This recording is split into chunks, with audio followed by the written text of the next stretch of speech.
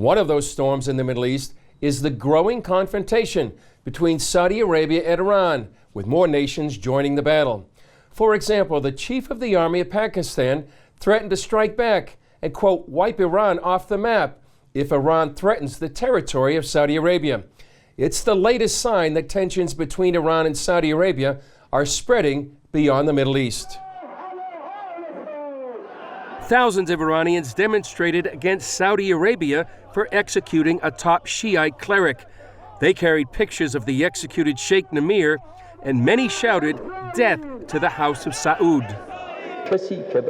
Saudi Arabia has collapsed and has been isolated. It has shown its true nature and has joined the club of wickedness and brutality. It has proved its anti-human nature to the world.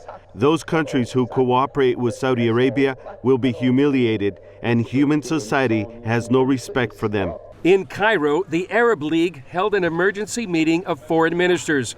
Saudi Arabia's foreign minister said Iran's attack on the Saudi embassy in Tehran after the execution of Sheikh Namir was the latest incident in decades of aggression.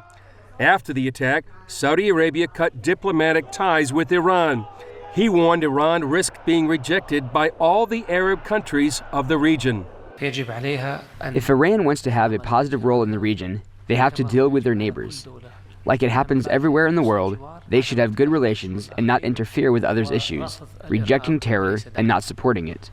If Iran would do so, it would be possible to live peacefully in the region as neighbors, but if they continue to support sectarian aggression, terror, and violence, they will face the rejection of the Arab countries.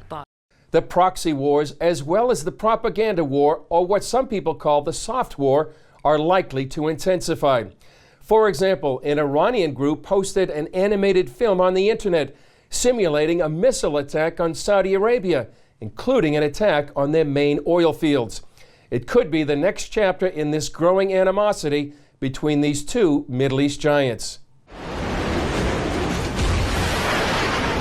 The animated video simulates an Iranian rocket attack using missiles fired from Yemen. The attack is designed to cripple Saudi Arabia on multiple fronts. The video reveals the GPS coordinates of Saudi Arabia's main oil facility at the Gower field, then shows the missiles destroying the Saudi Aramco facility and setting the area on fire. It also simulates attacks on Saudi Arabia's capital, Riyadh, that it calls the Freemason Tower. Then it shows missiles striking the Saudis' main airbase and crippling its anti-missile system.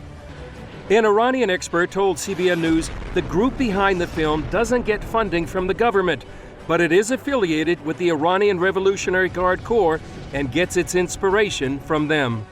The rivalry between Sunni Saudi Arabia and Shiite Iran intensified when the Saudis executed a top Shiite cleric. Iran followed by allowing protesters to ransack the Saudi Arabian embassy in Tehran, prompting Saudi Arabia to cut diplomatic relations. Pakistan then weighed in on the side of the Saudis, saying they would wipe Iran off the map if Iran threatened the territorial integrity of Saudi Arabia. The concern for many in the region is that the rivalry between the two Middle East titans will escalate from a video to a direct confrontation on the battlefield.